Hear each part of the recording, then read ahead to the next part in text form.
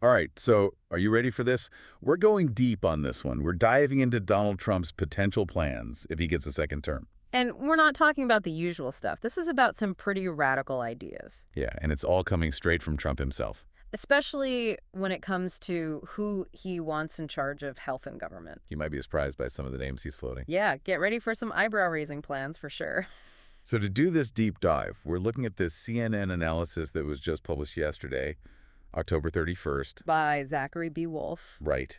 And the article really zooms in on two people, Two key figures, but who are pretty different, actually. Robert F. Kennedy Jr. And Elon Musk. Yeah. And both have been handpicked by Trump for some pretty big potential roles. If he wins, of course. Of course.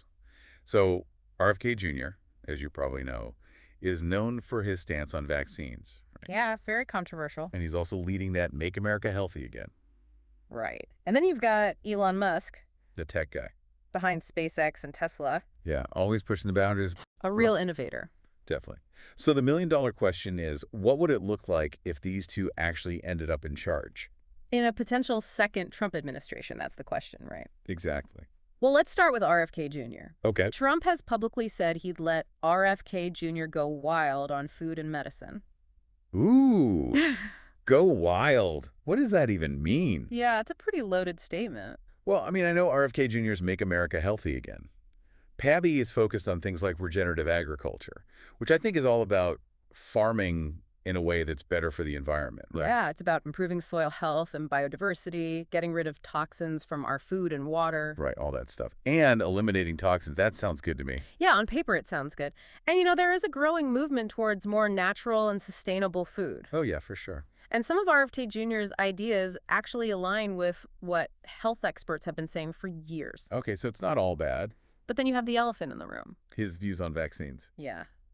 He's made some pretty inflammatory statements, like comparing vaccine mandates to Nazi Germany. which obviously makes public health experts very concerned. Yeah, you can't just throw comparisons like that around. Definitely not. Yeah. And there's also his past struggles with addiction. He was arrested for heroin possession, wasn't he? Yeah, back in the day. And it makes you wonder, how could someone with that kind of baggage be trusted with a role like this? Potentially overseeing agencies like the HHS, CDC, FDA, NIH, USDA. Exactly. I mean, think about the impact on public health. Would he prioritize alternative medicine over scientifically proven methods? It's a slippery slope. That's what the article's getting It at. just creates a lot of questions. And then on top of that, you have Trump's transition co-chair, Howard Lutnick, contradicting RFK Jr.'s claims. What do you mean? Lutnick went on CNN and said RFK Jr. wouldn't actually be in charge of these agencies, Oh, really? but that he would have access to vaccine data. Wait, so which is it? And even that raises eyebrows, right? We have so much research already that proves vaccines are safe and effective. So why give someone who questions that access to all this data? It doesn't make sense, right? And then, to make things even more confusing, Lutnick himself has actually promoted that theory linking vaccines to autism. The one that's been totally debunked. So it's like, what's going on here? Why is this even a conversation? It just seems like a huge disconnect between science and the thinking going on here. You say. And that's what's worrying. Yeah. Because if you have someone at the top who's questioning public health, that could have huge consequences. A ripple effect through the whole system. Exactly. Okay, so we've got RFK Jr. potentially shaking things up in the health world. But what about Elon Musk? Right, let's talk about him. Trump has mentioned a much broader role for him. Potentially heading a Department of Government Efficiency. Now that is interesting. Elon Musk talking about government efficiency. Yeah, this is where things get really interesting. Because when Elon Musk talks about efficiency, he means shaking things up big time. Huge changes. He's actually suggested a total overhaul of the entire federal workforce. Like hitting the reset button, starting from scratch. Yeah, pretty much. Can you imagine the disruption? Wow. Now what about the potential conflict of interest with his companies, SpaceX and Tesla, doing business with the government? That's a big question. And the article dives into it, looking at his proposals for spending cuts. He's aiming for $2 trillion in savings, right? Yeah. Massive cuts. And he wants to roll back regulations. So basically, less government all around. In a big way. And he's even talked about offering generous severance packages to laid-off government workers. Which sounds nice, but also kind of strange when you think about it. Right. And at the same time, he's proposing an assessment system that could lead to even more layoffs. So it's like Which is it? Exactly. It seems a little contradictory, right? And then you have Larry Summers, the former Treasury Secretary, chiming in. What did he have to say? He said that to achieve trillions in cuts, you'd probably have to cut Social Security and Medicare. Which Trump has said he won't do. Right. So again, it's like, what's going on here? How does this all add up? Yeah, something's not adding up. And Summers also pointed out that federal payroll only makes up about 15% of the budget. So even if you laid off every federal employee, you wouldn't get to $2 trillion in savings. Exactly. It just doesn't make mathematical sense. Okay, so maybe the numbers don't work out. But there's also Musk's very public support for Trump.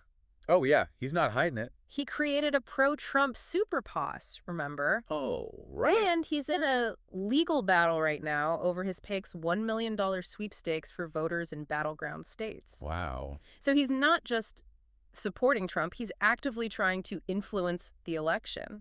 And if Trump gets a second term, who knows what that influence would look like? Exactly. It makes you think, what's the end game here? It's all a bit of a gamble, isn't it? A high-stakes gamble, betting on these unconventional figures to bring about radical change. Without really knowing what the consequences will be. And that's the thing. We have a lot of hypotheticals here, a lot of big talk. But not a lot of concrete details. Which makes it almost impossible to know if any of this is even possible. Or what the impact would be. Exactly. I feel like we're standing at the edge of something. But we don't know what. It's exciting and terrifying at the same time. Yeah, definitely. So with all that in mind, are you ready to dive even deeper? Let's do it. What's next? Let's shift gears and talk about healthcare, because that seems to be a major focus for Trump and his allies. Okay, healthcare. I'm ready. It's a big one. And even beyond RFK Jr., there's a lot to unpack. I'm all ears. So healthcare, it's a big topic. Absolutely massive. And it seems like even beyond RFK Jr., it's a major focus for Trump and his allies, right? Oh, yeah. House Speaker Mike Johnson, a key figure in Trump's inner circle. Yeah. He's been pretty vocal about wanting to completely overhaul the healthcare system. Really? Wow. He's even talking about dismantling the Affordable Care Act. Obamacare, you mean just getting rid of it completely? That seems to be the idea, yeah. That's a pretty bold statement. I mean, so many people rely on the ACA for coverage now. Millions of people. It's become a huge part of the U.S. healthcare system. And remember, Trump already tried to repeal it during his first term. And failed. Right, exactly. So it makes you wonder, is this just political posturing? To appeal to a certain base, maybe? Yeah, or is there a real plan here? Because the article points out that while Johnson is passionate about healthcare reform, he's been really vague on the details. So we know he wants big changes. But what those changes actually are, nobody knows. Yeah, and even during the debate with Kamala Harris, Yeah. Trump mentioned having concepts for a healthcare plan, but no concrete details. Right. It's all very conceptual. So how are we supposed to know what the impact would be? That's the problem, right? Without specifics, it's impossible to say if it would be good or bad. Or even if it's feasible. Exactly. Okay, so let's step back for a second. The article makes this really important point. What's that? Regardless of what Trump promises or what Johnson wants to do with healthcare, the U.S. government just isn't set up for radical change. It's true. It's designed for deliberation, compromise. Incremental change, not revolution. Right. There are checks and balances everywhere. To prevent any one person or branch of government from having too much power. Exactly. So the Senate, for example, could block any attempt to repeal the ACA. Okay. And even if Trump wanted to put RFK Jr. in charge of something, he'd need the Senate's approval. Which isn't guaranteed. Not at all. Remember, they can filibuster a nomination, basically talk it to death. And you need 60 votes to overcome a filibuster. Yeah, 60 votes. That can be tough to get. Especially if the other party is against it. Absolutely. So even if Trump wins and has people who agree with him, the government itself might be his biggest obstacle. The system is designed to move slowly. To force compromise. Yeah, it's not built for speed. Think of it like a giant ship. It takes a long time to turn it around. Exactly. And that brings us back to this lack of specifics. It's easy to talk big, right? Make these grand promises. But translating those ideas into actual policy, that's a lot harder. Especially when you have to work within the existing framework. Yeah. Without those details, it's impossible to know what the consequences would be. We need concrete plans, not just vague ideas. Otherwise, it's like taking a leap of faith, but you don't know where you'll land. And when it comes to healthcare, that's a risky leap. People's lives are at stake. Absolutely. So what's important is to think critically. Don't just accept everything you hear at face value. Ask questions, get different perspectives. Challenge those assumptions. Don't get swept up in the excitement of big ideas. Remember, governing is complicated. It's nuanced. Implementing change on a large scale takes careful planning. And a deep understanding of how government actually works. Yeah, and it's often slow and frustrating. There are rarely quick and easy solutions. Keep that in mind as we dig deeper into these proposals. So what are we looking at next? Well, let's shift our focus to another big area that could be impacted by Trump's plans: education. Okay, education. It's often overlooked in these discussions. But it's crucial to the future of our country. Absolutely.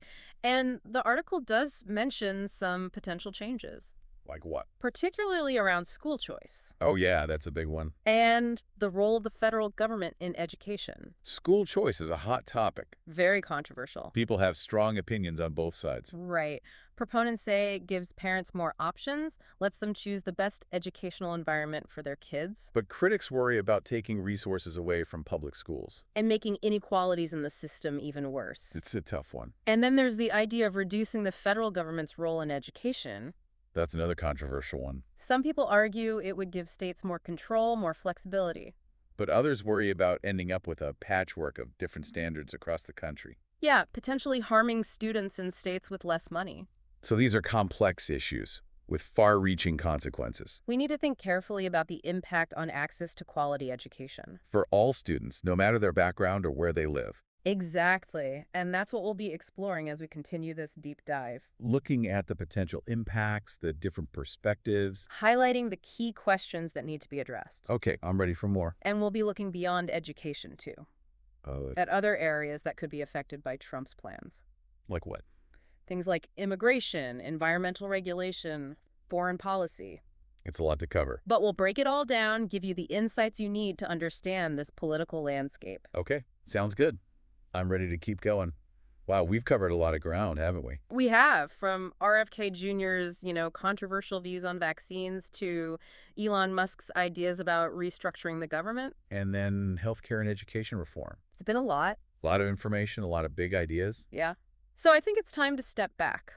Take a look at the bigger picture. Exactly. So what does all this tell us about Trump's approach to governing? What do you think? What stands out to you? Well, one thing that's clear is he's willing to go with unconventional ideas. And unconventional people. Yeah, RFK Jr. and Elon Musk are not exactly your typical political picks. Definitely outside the box thinkers. And that seems to be what Trump likes. He likes to shake things up, Challenge the status quo. even if it means going against what everyone else thinks. He's not afraid to make bold statements either. Even if the details are a little fuzzy. Yeah, like with those massive spending cuts he's talking about. Deregulation, overhauling the federal workforce.